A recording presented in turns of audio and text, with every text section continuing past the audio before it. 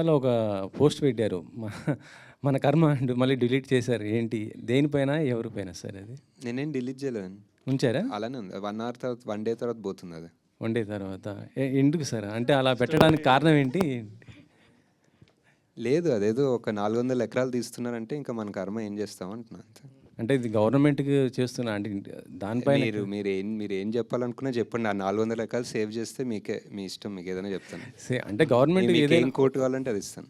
అంటే గవర్నమెంట్ ఏదైనా సరే ల్యాండ్స్ ఇలా సెలెక్ట్ చేస్తుందంటే ఏదో డెవలప్‌మెంట్ కోసమే కదా చేసేది.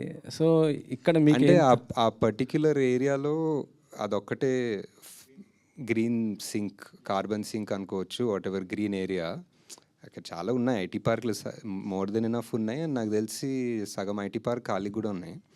So I feel if you really want to develop something maybe tier 2 cities అనుకోవచ్చు. I don't know. నాకు తెలియదండి. నేను ఇప్పుడు పబ్లిక్ దాని గురించి ఎగ్జాక్ట్ డీటెయిల్స్ ఎలా చేయాలో నాకు తెలీదు. బట్ ఐ జస్ట్ థింక్ ఒక 400 ఎకరాల చెట్లు కొట్టకపోతే మంచిది అనిపిస్తుంది.